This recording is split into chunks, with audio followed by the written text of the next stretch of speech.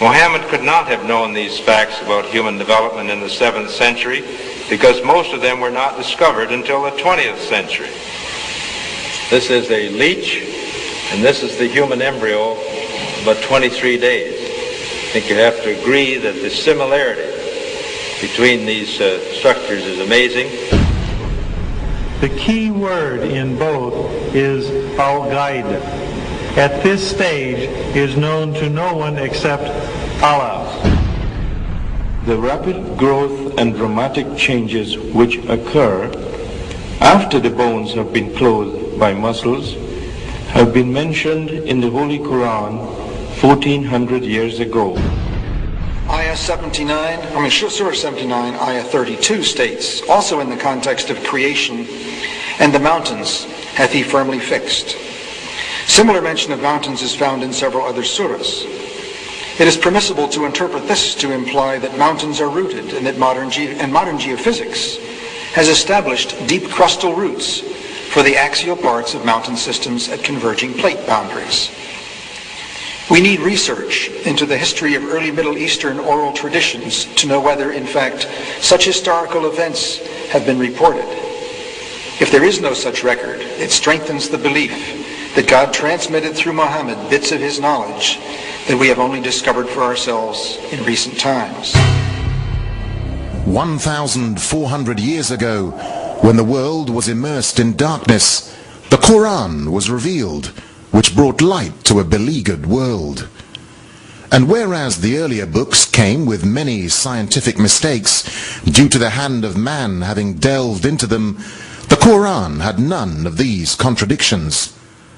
The world thought there could be no reconciliation between religion and science.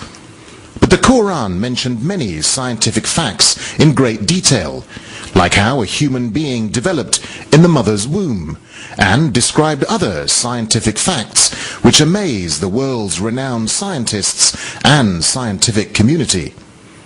Such was the impact of these revelations that the first Islamic medical conference was held at the Arab League building, Cairo, Egypt, on the 26th of September 1985.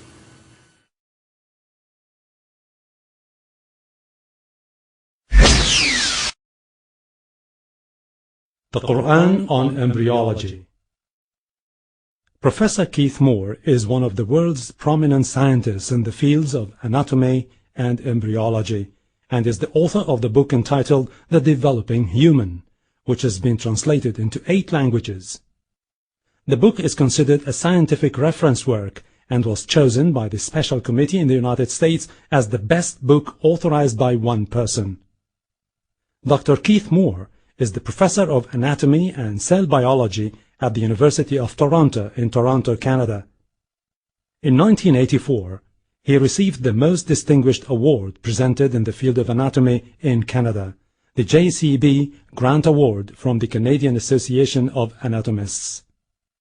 He has directed many international associations such as the Canadian and American Association of Anatomists and the Council of the Union of Biological Sciences.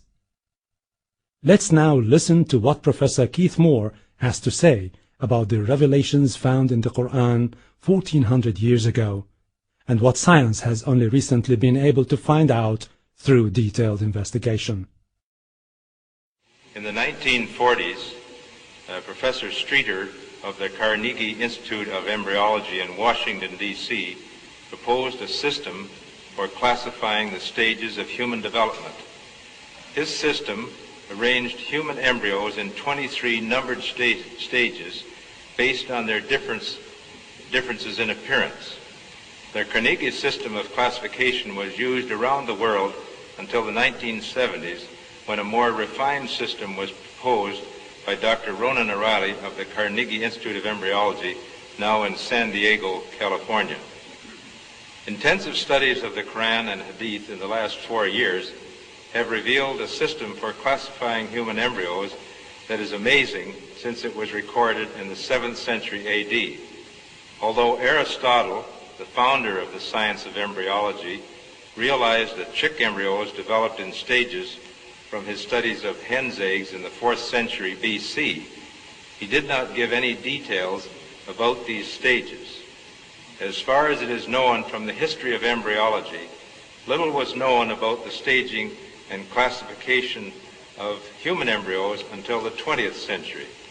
For this reason, the descriptions of the human embryo in the Quran cannot be based on scientific knowledge in the 7th century. The only reasonable conclusion is that these descriptions were revealed to Muhammad from God. He could not have known such details because he was an illiterate man with absolutely no scientific training. The first stage is Adaf, and you'll have to apologize for my pronunciation. This is from Surah Tariq 6. He is created from a drop emitted. This Arabic term refers to the forceful emission of fluids which occurs during ejaculation in the male and ovulation in the female. The male secretions, called semen, contain the spermatozoa, and the female secretions, called follicular fluid, contain the ovum. This is the stage of fertilization and the nutfa, and after this is what we call the zygote, referred to in the Quran as the nutfa, and the nutfa undergoes division, which we call cleavage, as it passes down the uterine tube. And so these are the stages of the nutfa here as it undergoes cell division. This term is used several times in the Quran when referring to the beginning of development. After examining all these references, it is concluded that nutfa refers to the small drop of fluid containing the sperm and the ovum. The term nutfa is also used to refer to the dividing zygote as it undergoes cleavage, cell division, and passes along the uterine tube to enter the uterus. This surah says, "Then he made his progeny from a quintessence of the nature of fluid despised." Sulala is an Arabic term, refers to the gentle extraction of the germ or sex cells from the millions that are produced. There are 300 to 500 million sperms in the ejaculate of a healthy young male. Only one of these is extracted from the semen to fertilize the ovum. This shows a photograph of the millions of sperm when they are ejaculated, and only one of these several million sperms is drawn out, which is what is suggested by the word sulala. Now, the same in the case of the ovary. Only one ovum reaches maturity and is expelled from the ovary, and it is extracted from the many thousands that are available in the ovary. Again, the idea of extraction, or sulala. The next stage is Amshaj, Surah Ad-Dar 2. Verily we created man from a mixture of a germinal drop. Amshaj, then, is an Arabic term, is used in the Quran to describe the mixing of the sperms and the ovum. During fertilization, the ovum rotates within the fluid containing the sperms until one of them is successful in penetrating its covering layers, which we call the corona radiata and the zona pellucida, which is this layer here. I'll read it again in English. It's Surah Abasa 19. He created a new individual from nutfa and immediately planned and programmed him. That was the first one we had. Oh, there it is. So al-Khalq then is an Arabic term which means coming into being, and is used when referring to the fertilized ovum or zygote. Here you can see the nuclei from the sperm and the ovum uniting to form a new cell, which is the zygote or nutfa, and then here's the zygote or nutfa again, but it's just getting ready to divide into two cells, which we call the dividing zygote or the dividing nutfa. The next stage, al-Takdir, which is the same verse that was just repeated.